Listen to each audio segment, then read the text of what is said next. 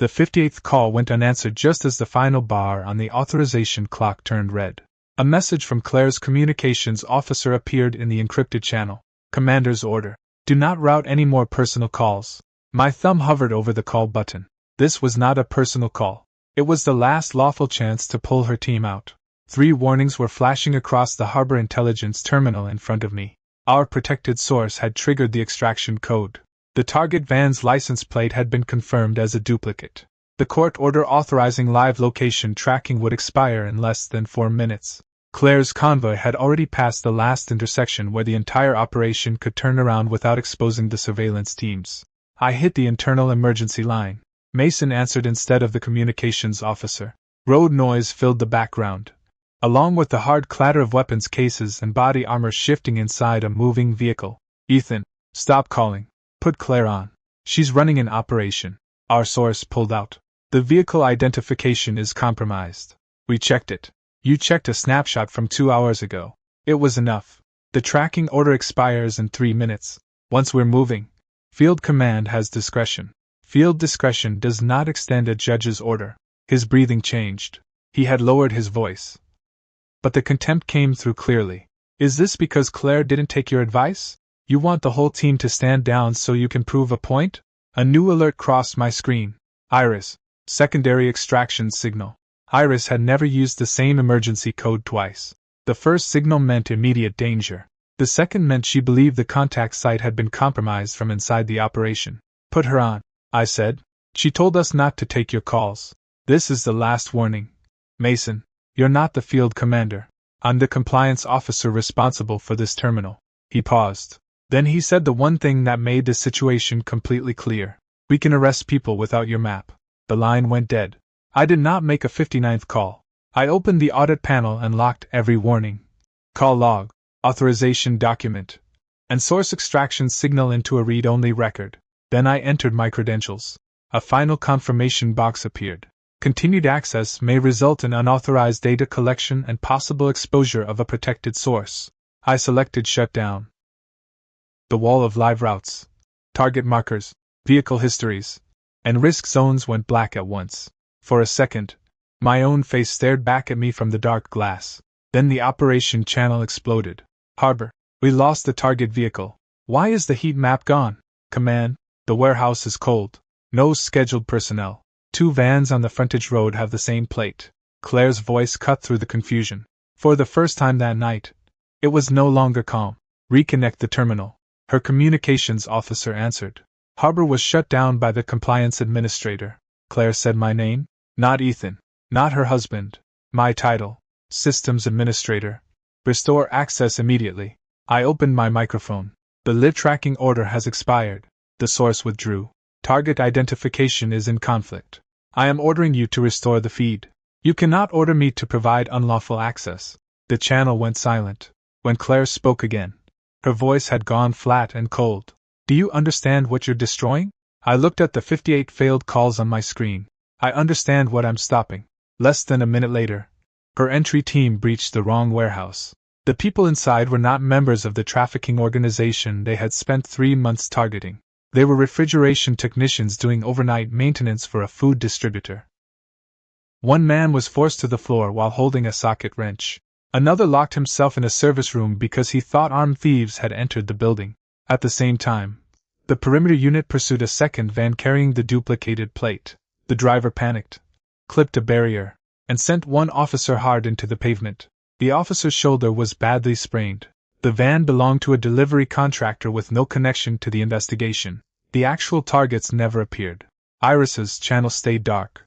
Claire's most important operation in years collapsed in less than 30 minutes. When she returned to the Joint Operations Center, she did not ask whether Iris was alive. She walked into the control room, pointed at me in front of the entire night shift, and said, "You deliberately cut off intelligence during an active entry." I stood. I shut down a system that no longer had legal authority to operate. You knew we were at the door. I knew you had received 58 warnings. Her jaw tightened. Mason stood behind her with an abrasion across his temple. He looked at me as if I had deserted the team under fire. If the map had stayed up, we wouldn't have entered the wrong building. If you had paused after the first warning, you wouldn't have entered it either. Claire raised one hand. Enough. This is not the time to shift blame. Her eyes never left mine. That was when I understood what she meant. She did not want anyone to shift blame away from me. The dead screens behind us belonged to the Harbor Intelligence Platform, the system I had helped design. Harbor was not Claire's property. And it was not mine. It had been funded by the Metropolitan Joint Safety Commission, connected to data sources under specific court authority, and placed under an independent compliance unit. I was the lead architect. That night, I was also the only person authorized to stop the flow when the legal basis or source reliability failed. For 6 years, I had caught errors before Claire ever saw them. I checked warrant windows after she went to bed. I flagged evidence retention problems before her meetings with prosecutors. I turned tangled timelines into clean diagrams before command reviews. I built automatic safeguards for the risks field teams did not have time to study in the middle of an operation. I had never treated that work as payment for being her husband. Claire, however, had apparently stopped noticing that her clean operations were not evidence that risk did not exist. They were evidence that someone had been removing it before it reached her. 10 minutes after the confrontation, Evelyn Hart, Director of Professional Standards, entered the room. She did not ask who was right. She ordered Harbor sealed, seized the duty logs, and told everyone to stop discussing the operation. From this point forward, statements will be taken separately. Claire stepped forward. Evelyn, I need to explain. Evelyn looked at her. That includes you, Commander. For the first time since returning, Claire's expression changed. I removed my access badge and placed it on the desk. The shutdown was mine. Evelyn nodded. You are temporarily relieved of system duties pending review. Understood. Claire stared at me. Are you happy now? I expected anger to rise. Instead, I felt tired all the way down to my bones. I called you 58 times. You could have used the official channel. I did. You could have contacted the deputy commander. I did. Mason said you never explained how serious it was. I turned toward him. He answered immediately. You said the data conflicted. You never said the operation was guaranteed to fail. I took my paper duty notebook from beside the console. Recording critical calls by hand was mandatory at Harbor. I had not created evidence because I expected a fight with my wife. I had followed procedure. I opened the final page. At 1:47 a.m. I told you Iris had issued a secondary extraction code. His mouth shifted. I thought that was source anxiety. You were not authorized to reinterpret a protected source extraction signal. Claire's brows pulled together. That's enough. I closed the notebook. Yes, I said. It is. She thought I meant the argument. I meant the marriage where I explained. She decided whether my explanation deserved to exist. And I stayed to repair whatever followed. Evelyn dismissed us separately. Dawn had not broken when I walked into the parking lot. Rain shone on the hoods of the government vehicles beneath the amber lamps. I sat in my car without starting it. The last message Claire had sent before the operation was still on my phone. Don't wait up. Mason will stay for the after-action review. No estimate of when she would return. No question about why I had been calling. In the past, I would have assumed she was overwhelmed. I would have made soup. I would have closed the blackout curtains so she could sleep through the morning. I would have kept the house quiet and answered her mother's calls. That morning, I did not go home to wait. I drove to a family law office. Olivia Reed listened without interrupting. When I finished, she asked practical questions. Did you remove any agency records? No. Send anything to the press? No. Access Claire's personal phone or accounts? No. Copy data after shutting Harbor down? No. She nodded. Then we keep the employment investigation separate. I represent you only in the marriage. I looked at the consultation form between us. I haven't decided to file. Olivia did not encourage me. Then decide what you can no longer accept. The answer came faster than I expected. I can't accept that she treated a professional warning as a husband's emotion. What else? I can't accept that she needs the system I built but refuses to hear my voice. Olivia slid the form toward me. Then you already know this is not only about a failed operation. Claire and I had been married for 9 years. When she joined the narcotics unit, I was a junior analyst at the Municipal Data Security Lab. We lived in a one-bedroom apartment with a radiator that knocked all winter, and a kitchen table barely large enough for 2 plates. She worked nights. I waited for her. After her first high-risk arrest, she came home, locked herself in the bathroom, and sat on the tile floor shaking. I did not ask who she had arrested or whether the suspect had threatened her. I set down a glass of water and sat on the other side of the room until morning. Later, Claire became a team leader. I transferred to the Joint Operations Center, where my job was to combine lawfully obtained information from multiple agencies into intelligence field teams could actually use. We believe the arrangement made us stronger. She was in the field. I was behind the glass. She made tactical decisions. I made sure those decisions rested on reliable information and lawful access. At first, after every major operation, she wrapped her arms around me and whispered, "I wouldn't move that fast if I didn't know you were watching the edges." Over time, the sentence changed. "You're not in the field. You don't understand when we have to take a risk." Then Mason joined her team. He was younger than either of us, quick on his feet, aggressive in meetings, and skilled at turning caution into an insult. Every delay was cowardice. Every procedural concern was bureaucracy. Every target was about to disappear unless Claire acted now. He always told her what she most wanted to hear. "The target is moving. We have one window. Waiting means losing them." Claire began mentioning him at home. "Mason has real instincts. Mason understands pressure. Mason doesn't bury everything under policy." I reminded her that procedure did not exist to prevent arrests. It existed so arrests survived legal review, so evidence could be admitted, and so innocent people were not dragged into an operation built on bad information. She would rub her forehead. "Here comes the lecture." I told myself it was a professional disagreement. Then one Saturday, I found a restaurant receipt in the pocket of her coat. I had not been searching. Claire had asked me to remove the dry cleaning tag before dropping the coat off. The receipt listed 2 dinners and an expensive bottle of wine. The date was a night she had told me she was working late at the operations center. I asked who had been with her. "Mason. Why didn't you tell me? It was an unplanned review." "Reviews require wine now?" Her expression did not show guilt. It showed irritation that I had asked.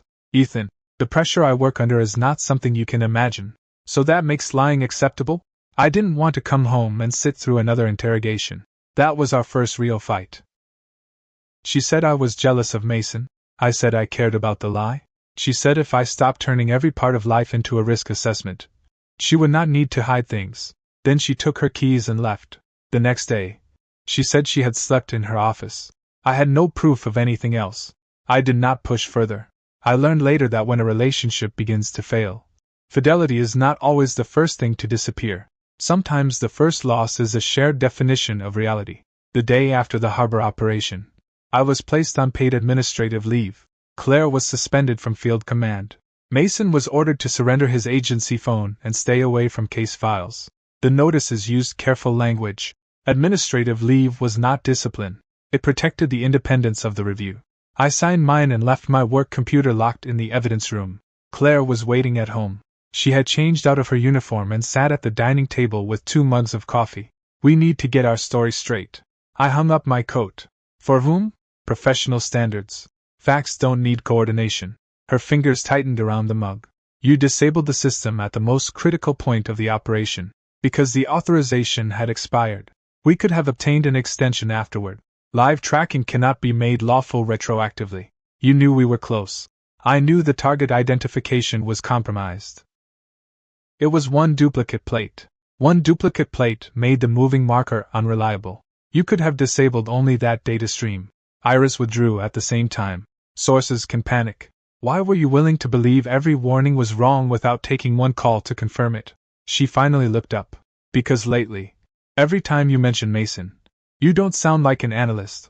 That sentence clarified more than any confession could have. She believed I had been calling out of jealousy. She had decided that before hearing the warning. "So you ordered communications to block me." I needed to focus. "You did not block your husband." I pointed to myself. "You blocked Harbor's compliance officer." Her mouth became a thin line. "You didn't have to shut down the entire platform. The protocol requires a full shutdown. A protocol you helped write, because a partial feed makes field teams believe the remaining information is still reliable." She stood. "You always have an explanation. And you always have someone else absorbing the consequences of yours." Her eyes hardened. "What are you saying?" "I'll cooperate with the investigation."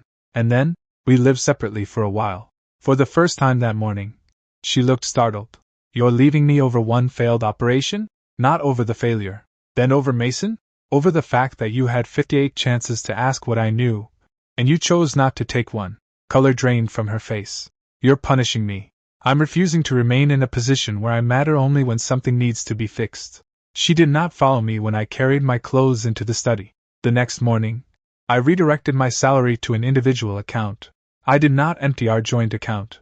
I left enough for the mortgage, insurance, utilities, and the month's fixed expenses. I sent Claire a spreadsheet listing every household obligation, due date, contact number, and account holder. I had managed all of it for years. Her reply came within minutes. Now you're separating the bills too? I typed back. I'm stopping the work you never noticed from happening automatically. She did not answer. Professional Standards interviewed everyone separately. My first session lasted 3 hours. Evelyn asked why I had called 58 times instead of sending one concise alert. I walked her through the timeline. The first calls began when Iris failed to check in through the scheduled safety relay. The next group followed the duplicate plate alert. After the same vehicle identifier appeared in a parking system several miles away, more calls went out as the tracking authorization moved toward expiration. The final calls came after Iris transmitted the first extraction signal, then the second, while Claire's convoy continued toward the warehouse. Evelyn studied the chronology on the screen. Why didn't you shut Harbor down after the first withdrawal code? Because shutting it down would immediately reduce the field team's situational awareness. Why did you shut it down later? Because leaving it active became more dangerous than taking it offline. Dangerous in what way? Continued collection without authority. A target marker that no longer represented a reliable target. A protected source whose identity could be inferred by people watching how the operation changed. She turned to the access record. You had the technical ability to alter the target location and redirect the convo. Yes. Why didn't you? I did not have the authority. You could have prevented the breach. I also would have converted a systems administrator into a tactical commander. Did you consider doing it? Yes. Why didn't you? Because I could not correct one abuse of authority by committing another. Evelyn held my eyes for several seconds. That sentence will be in the report. That's fine. At the second interview, she showed me the communications center log. Claire had personally ordered the dispatcher to reject my calls. The reason field contained a full sentence. Potential domestic conflict. Prevent personal interference with command decision. I read it twice. Nothing Claire had said to me at home was as final as that line. This had not been an irritated decision made in the heat of a pursuit. She had formally classified Harbor's compliance warnings as marital interference. Did you know this order existed? Evelyn asked. I do now. Do you believe it targeted you personally? Whether it targeted me is not the central issue. I slid the record back. It removed legitimate risk information from the command chain. The third interview focused on Mason. Investigators found that after I warned him about Iris, he had opened the protected source risk page. The audit log showed that he viewed it for 47 seconds. He was not permitted to see Iris's identity, address, or handler notes. He could, however, see the threat level, the meaning of the extraction code, and the requirement to notify command and the duty attorney. After closing the page, he wrote in the operation group, source status reviewed. No material change. Evelyn asked. Could he have misunderstood what he saw? The first signal. Possibly. The second? The protocol is explicit. Do you believe he intentionally minimized the risk? I don't know his intent. I paused. But the conclusion he entered does not match the information displayed to him. That was the limit of what I could honestly say. I did not need to become the investigator, prosecutor, and judge simply because I had been hurt. During the first 2 weeks, Claire remained convinced that I would be disciplined. We lived like temporary roommates. The refrigerator had separate shelves. Our laundry went into different baskets. I stopped planning meals around her shifts. The first night she came home after 6 hours of questioning. She switched on the kitchen light and stared at the empty stove. You didn't make dinner? I already ate. You knew what today was like. I was interviewed too. She froze. For years, if Claire said she was exhausted, I treated my own exhaustion as something impolite to mention. That night, I did not. She opened a can of soup with more force than necessary. Are you really going to live like this? This is how life looks when the invisible parts stop being handled. What does that mean? Someone buys groceries. Someone tracks the mortgage. Someone schedules the furnace inspection. Calls your mother back. Renews the vehicle registration. Replaces the filters. Checks the insurance notices. And remembers what food you can tolerate after an overnight shift. She turned toward me. Are you keeping score now? No. I closed my laptop. I'm telling you those things are no longer automatic. Claire stood with the unopened soup in her hand for a long moment. You never used to care. I cared. I just believed we were on the same side. She put the can back in the cupboard. The next morning, her mother called me. Grace's voice was careful. Claire says you've both been busy. We're separating. Silence followed. Because of the operation? Because of a lot of things. Grace did not ask me to defend her daughter. Instead, she said, Claire has always believed that if she ran hard enough, everyone else would stay where she left them. Rain moved against my office window. I stayed a long time. I know. I'm not staying there anymore. You're allowed to make that choice. Grace's answer made my throat tighten more than any plea would have. For years I had managed her insurance forms, specialist referrals, prescriptions, and transportation to appointments when Claire was unavailable. After the call, I gathered the records that belonged to Grace, placed them in a binder, and gave it to Claire. She flipped through the tabs. You're backing away from my mother too? She's your mother. She considers you family. I consider her family. I kept my voice level. But we're redistributing responsibility. Claire's eyes reddened. Why do you have to be so cold?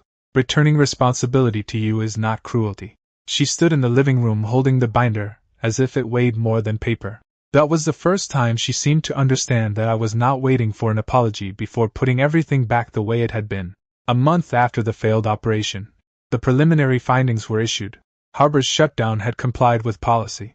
My administrative leave was lifted.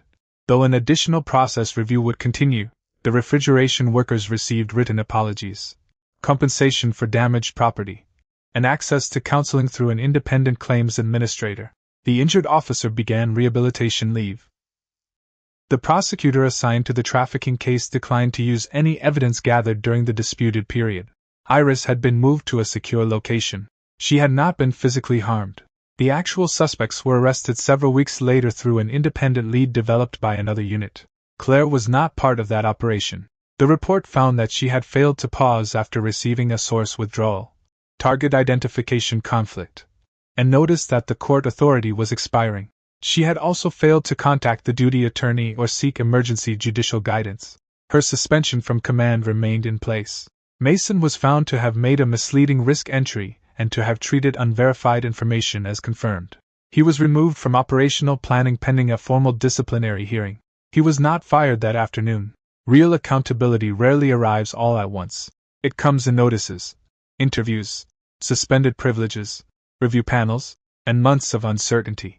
Claire brought the report home and set it on the table in front of me. You knew you were going to be cleared. No, I didn't. You had complete logs. The logs proved what I did. They did not guarantee how anyone would interpret it. Why didn't you tell me Mason had opened the source page? Because I didn't know until the investigators showed me. You didn't look into him yourself? No. You didn't search his device? No. You didn't contact Iris? No. She slowly sat down. Until then, she had believed my position was strong because I had been working ahead of her in secret. Now she was beginning to understand that I had done something much simpler. I had stayed inside my authority. Mason had been exposed by ordinary system records, not by a husband's revenge. I thought you were using your access to punish me, she said. That's why you never asked whether I had a valid reason. I couldn't let our marriage affect an operation. You did let it affect the operation. Her eyes lifted to mine. You decided I was jealous of Mason. So you lowered the value of every warning I sent. Her mouth trembled. I did not sleep with him. That is not the only thing I care about anymore. The words landed harder than I intended. What do you care about? You treated me like a husband who needed to be managed while continuing to rely on the system I was responsible for. I was trying to complete the operation. You were trying to prove you did not need me. She did not deny it. That night, Claire finally addressed the restaurant receipt. She admitted that she and Mason had eaten alone more than once. They talked about the job. They also talked about our marriage. How much of our marriage did you give him? I asked. Her gaze fell to the table. I told him you were becoming controlling. What else? That you didn't understand the field. What else? She swallowed. I said talking to you felt like being audited. I could not laugh. Even bitterly. What did Mason say? He said I shouldn't let anyone weaken my judgment. He didn't give you advice. I watched her face. He gave you the verdict you wanted. Claire pressed the heel of her hand beneath one eye. I never meant to betray you. Betrayal does not always begin in a bed. Her eyes closed. What do you want me to do? Except where we are. I can change. You want to change now because the report proved I did not sabotage you. That isn't true. If the report had found that I violated policy, would you be sitting here trying to save the marriage? She looked at me but did not answer. The silence answered for her. Returning to harbor should have felt like vindication. Instead, it felt like walking through a room where everyone knew something intimate and dangerous about me. Coworkers were painfully polite. A few could not meet my eyes. Others admitted in private that they had also felt the operation should have paused. But they had not spoken. That did not make me feel like a winner. When an entire room admits concern only after the damage. The problem is not a lack of intelligent people. It is a culture where truth becomes expensive before it becomes useful. I submitted a systems redesign proposal to Evelyn. From then on, any source extraction code would be sent simultaneously to the field commander, duty council, and an independent source protection officer. No commander could unilaterally block an emergency compliance call. Before shutdown, Harbor would display a visible countdown across every connected field device, making the loss of authority and data reliability impossible to ignore. Evelyn read the proposal. Do you still want to work here? I looked toward the black monitor on the conference room wall. Harbor was the most important thing I had built. It was also the place where Claire had asked whether I understood what I was destroying. I don't know. Evelyn nodded. Then don't force an answer yet. I started meeting with an employee counselor. During our third session, she said, you seem to have confused being needed with being loved. The sentence stayed with me. Before operations, Claire asked me to check every detail because it calmed her. Before promotion interviews, she asked me to rehearse with her until midnight. After conflicts with supervisors, she came home and poured all her anger into the space between us. But whenever my judgment conflicted with what she wanted, I became the man who did not understand the field. I was not a partner she trusted in both directions. I was a dependable resource she could call when useful. When the resource produced a boundary, she called the boundary betrayal. I wrote that realization in my private counseling notes, not as an accusation, as a warning to myself. I could not build another life around the same role. Claire's own life began changing. Losing command authority did not immediately reduce her base salary, but it gave her something she had always claimed not to have: time. She had to schedule Grace's medical visits herself. She had to call the insurer about a roof claim, take the car in for maintenance, answer household notices, and arrange repairs without assuming I would catch the deadlines. She missed Grace's first prescription renewal date. No one was seriously harmed. The pharmacy simply required a new authorization from the physician. Claire called me in a panic. How did you keep track of all this? Calendar alerts. I use a calendar. Did you set advance reminders? No. A backup contact? No. She was quiet. Can you rebuild it for me? I'll send you the template. Can't you just set it up? No. Why?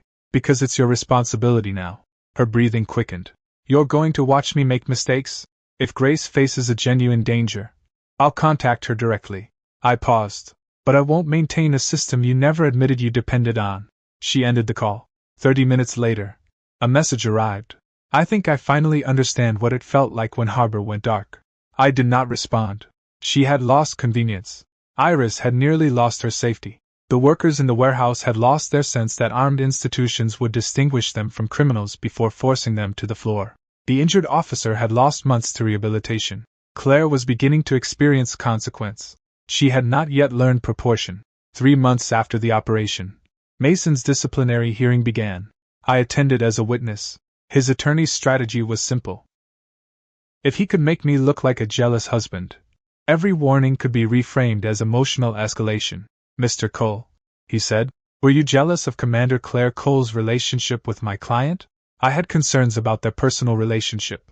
So you had a motive to stop the operation. My professional reasons are in the system alerts. Do you believe Mason Grant damaged your marriage? He participated in the loss of trust. The attorney stepped closer. Then you admit you were emotional.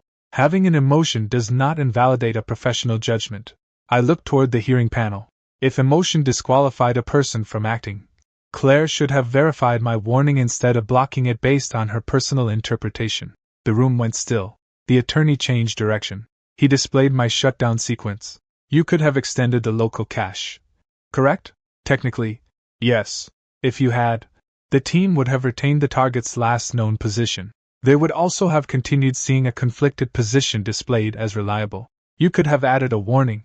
Entry teams do not read paragraphs of caution language while moving through a breach. That is your opinion. It is a result from Harbor's human factors testing. The panel ordered the design report produced. The relevant section was clear. A dynamic target that loses reliability must not remain on the primary map in its normal form. Users under pressure will instinctively trust the visual marker and discount written warnings. The shutdown was not an emotional rule I invented during an argument with my wife. It was the final safeguard written into Harbor 6 years earlier. Mason's attorney moved on. When Claire testified, she sat one row ahead of me. She admitted ordering communications to block my calls. She said she believed our marital conflict had affected my judgment. A panel member asked, "Did you verify that belief?" Claire paused. "No." "Who suggested Mr. Cole might interfere because of jealousy?" Her gaze shifted toward Mason. Mason said Ethan had recently objected to our working relationship. "Did that lower the weight you gave the warnings?" "Yes." "Were you aware Mr. Cole had also submitted alerts through official channels?"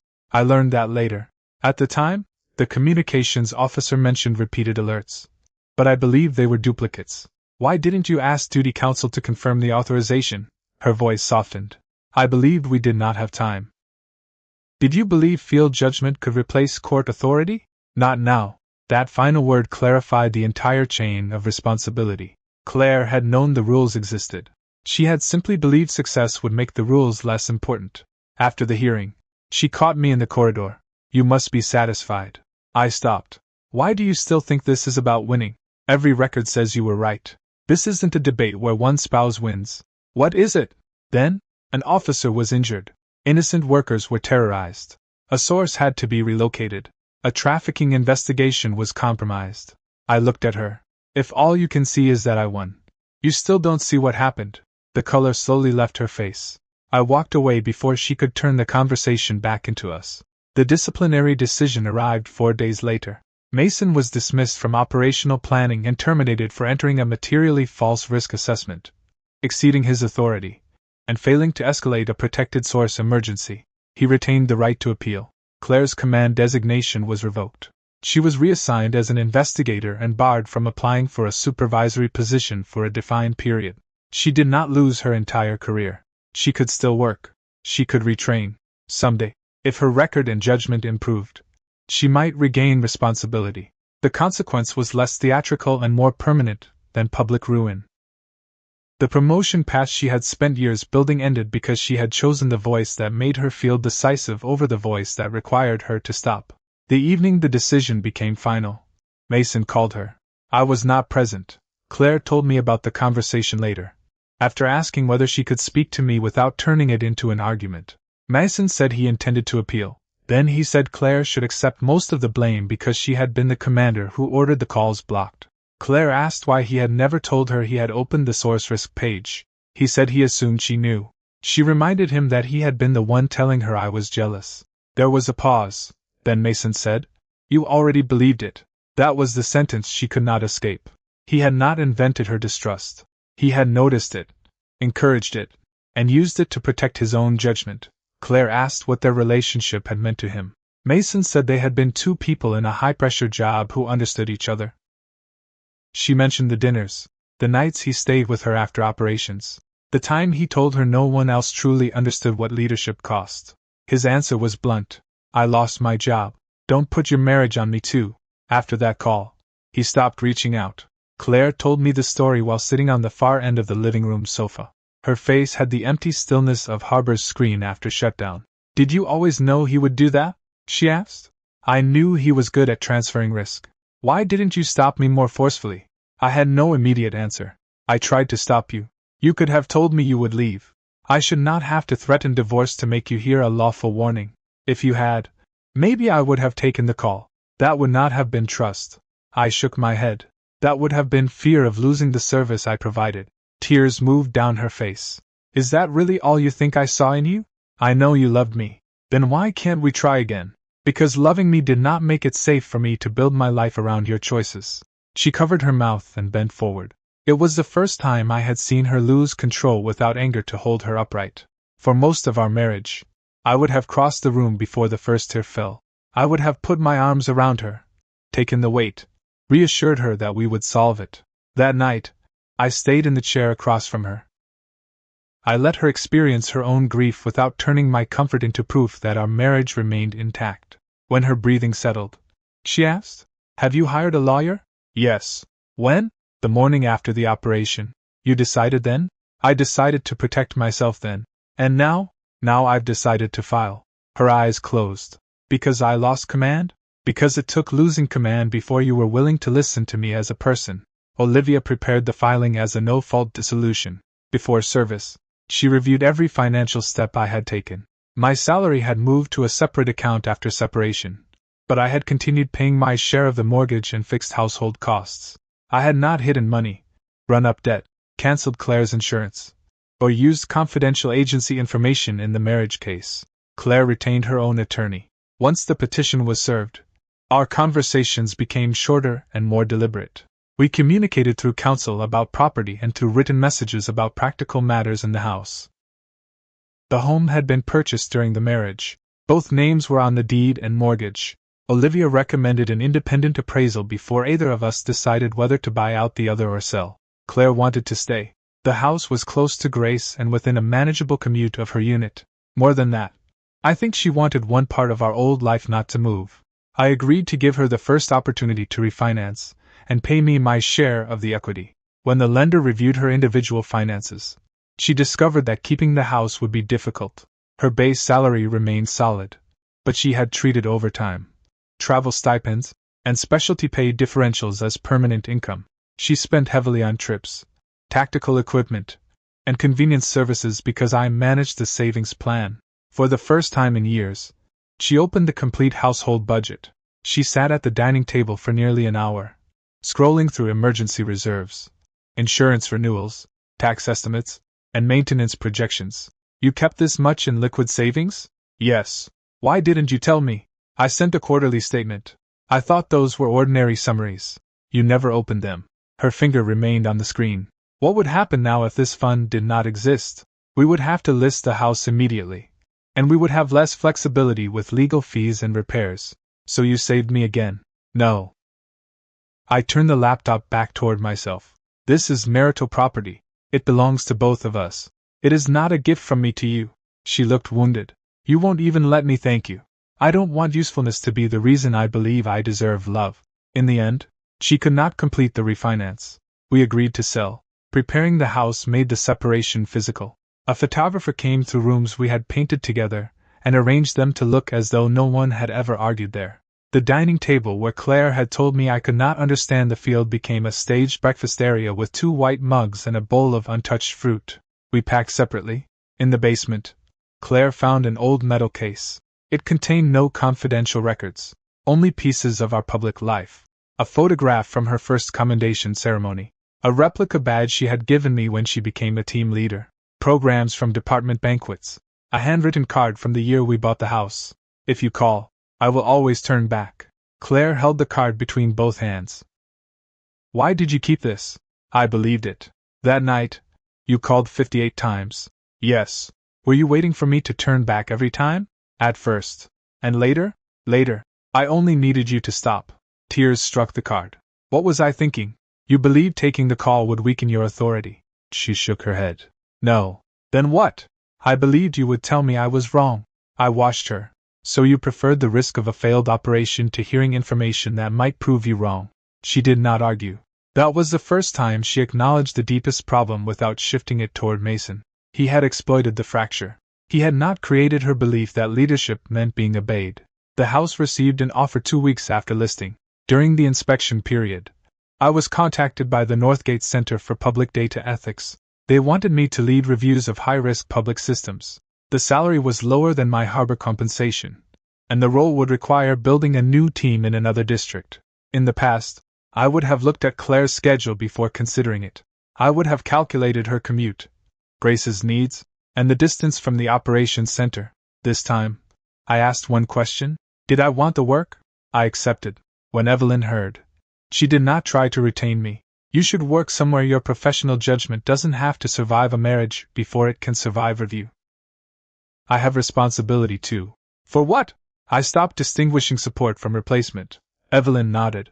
Then build the distinction into the next system. On my last day at harbor, I stood before the terminal one final time. The screens were active again. New routing rules had been implemented. A source extraction signal now went to the field commander, duty attorney, source protection officer, and compliance desk at the same moment. No one could label an emergency call as personal interference and remove it from the chain. A court authorization countdown appeared on every connected field device. A commander could still make tactical decisions. A systems administrator could still shut down access. But no single person could quietly erase the existence of the warning between them. I gave my access badge to my successor. Hard to leave? He asked. Yes. Then why go? Because a safe system has to outlast the person who built it. I did not add that a healthy marriage should too. It should not require one person to swallow every need in order to preserve the appearance of stability. The night before we moved out of the house, Claire knocked on the study door. She held the old card. I started individual counseling, she said. I'm glad. My therapist asked why admitting I was wrong felt so dangerous. I waited. I told her I grew up believing I was only safe when I performed well. That explains a lot. It doesn't excuse me.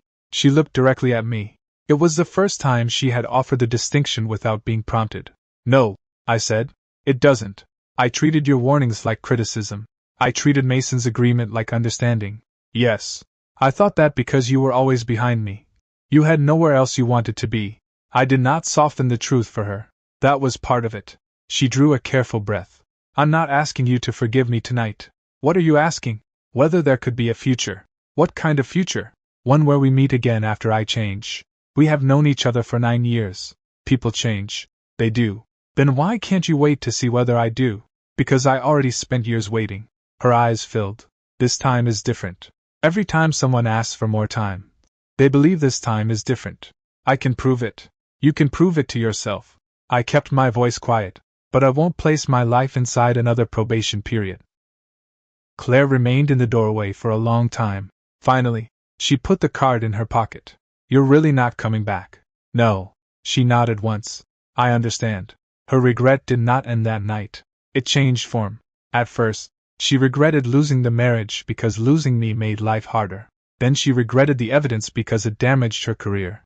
Only much later did she begin to regret the choices themselves. The divorce took several months. We exchanged full financial disclosures.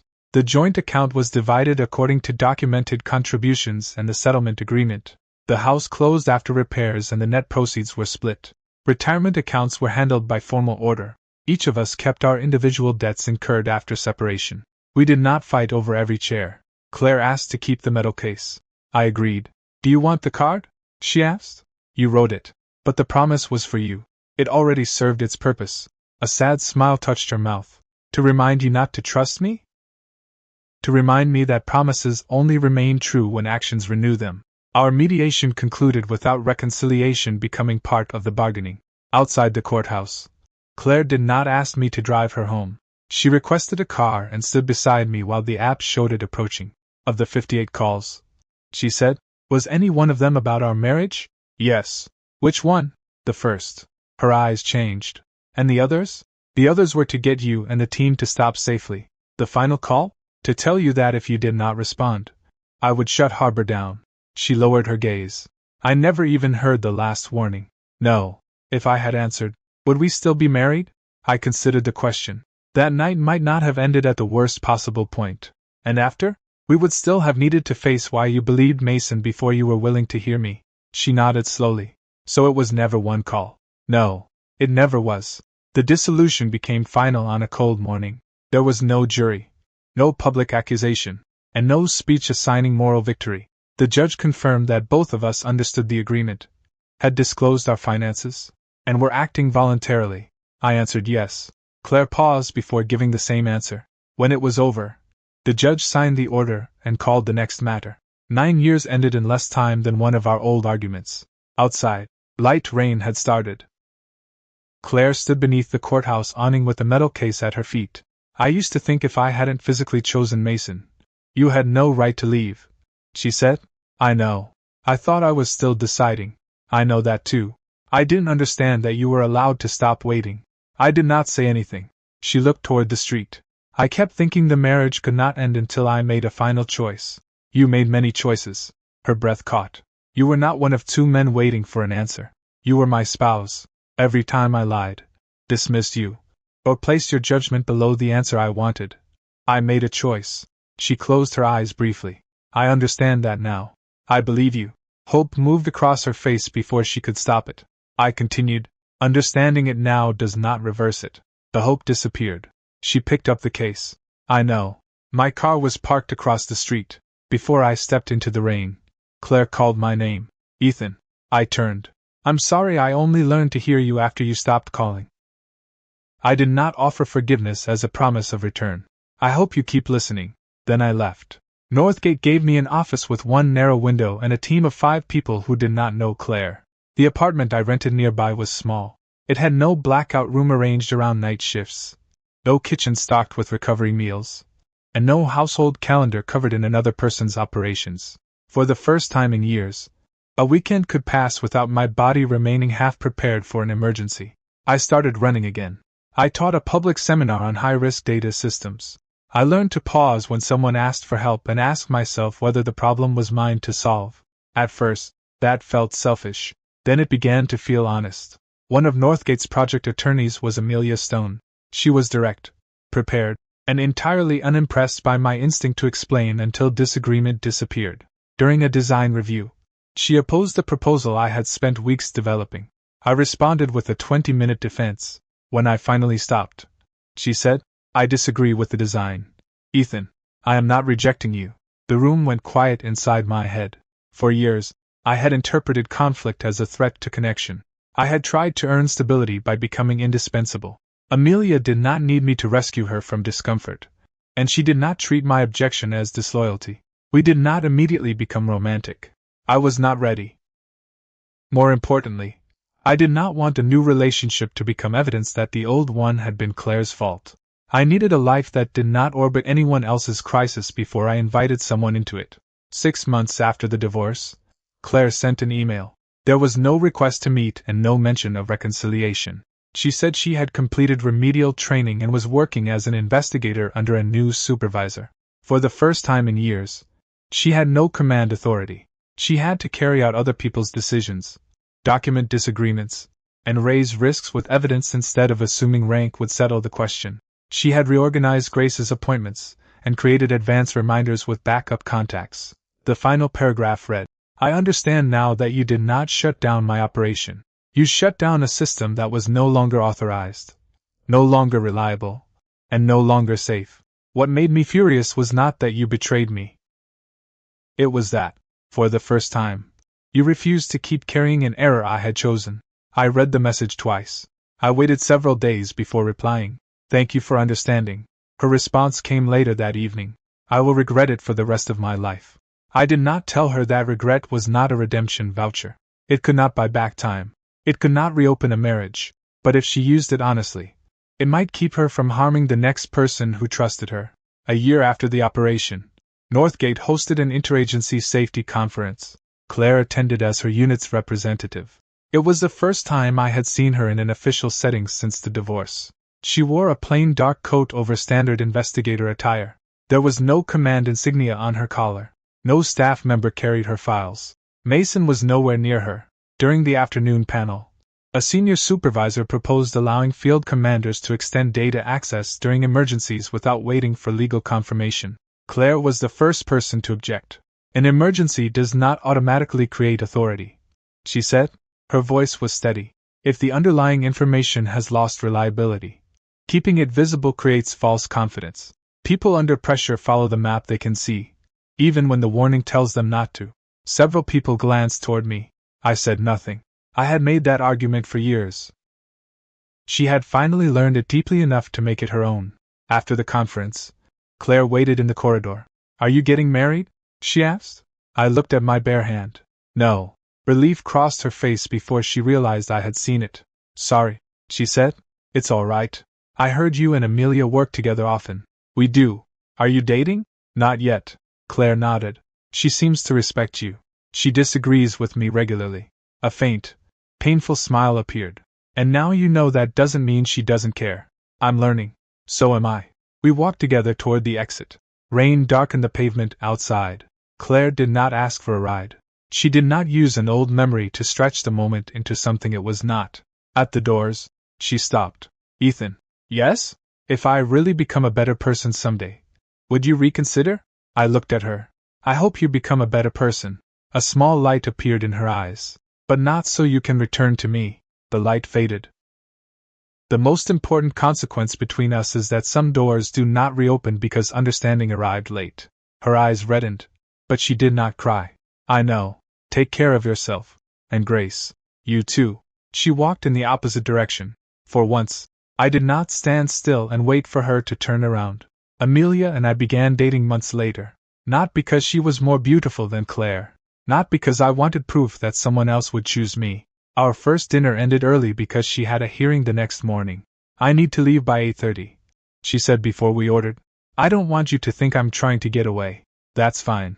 Does it feel like rejection? Once, it would have. And now? Now I know a boundary is not abandonment. She smiled. Then we can keep doing this. The relationship moved slowly. Amelia did not unload every professional crisis into my lap. I did not seize control the moment she encountered difficulty. We helped each other without pretending support meant ownership. Once, she missed a non-critical filing deadline. I could have completed the correction before she returned from court. The old version of me would have done it, then waited for gratitude to make the effort feel like love. Instead, I called. Do you want help? I want you to review it with me, she said. I don't want you to fix it for me. We stayed late at the office and rebuilt the filing together. When we left, Amelia said, thank you for not turning my mistake into an opportunity to prove how useful you are. I stopped beneath the parking garage lights. That sentence described the partnership I had wanted without knowing how to ask for it. No rescuer. No permanent emergency. Two adults responsible for their own choices. Each willing to reach out when the other actually opened a hand. 2 years after the failed operation, Harbor became part of a public training case. My marriage was not mentioned. Claire's regret was not mentioned. The case focused on institutional failure. I attended one of the sessions and sat in the back row while a group of young analysts studied the 58 unanswered calls. One trainee asked, why didn't the compliance officer shut down the system sooner? The instructor answered, because shutdown would reduce the team's awareness. He continued trying to give field command a lawful chance to stop. Another asked, why call so many times? Because the risk changed repeatedly. Each escalation required a distinct notification and an auditable record. The conclusion appeared on the screen. When an organization treats risk warnings as personal resistance, the greatest danger is not that information disappears. It is that power hears only what power wants to hear. I looked down at my hands. For a long time, I had thought the 58 calls represented persistence. Eventually, I understood that they represented something else too. My refusal to accept what Claire had already shown me. A person who truly trusts you does not need 58 attempts before your voice becomes worth hearing. A person who respects boundaries does not call your refusal a betrayal simply because your compliance once made their life easier. When Harbor went dark, Claire lost a live map. I lost the final excuse for pretending our marriage was still safe. The arrest failed. Her promotion path failed. Our marriage failed. None of those failures was revenge I had created for her. They were consequences formed by warnings that had been dismissed one by one until they arrived together. I did not win because Mason lost his job. I did not win because Claire lost command. I did not win because another woman eventually cared for me. I shut down a system that should not have continued running. First the intelligence platform. Then the marriage that accepted my labor but rejected my judgment. Years later, I do not know whether Claire still wakes at night thinking about those unanswered calls. Maybe she imagines that answering any one of them would have changed the direction of her life. Maybe she knows by now that one answered call could only have prevented one night from reaching its worst end. Everything after would still have required truth. She has to live with her answer. I have to live with mine. I no longer dial a 59th time when someone has made it clear that listening to me is optional but using me is not. I preserve the facts. I protect the boundary. Then I leave. Peace is not the absence of anger. It is the moment I stop sacrificing myself to keep someone else moving in the wrong direction.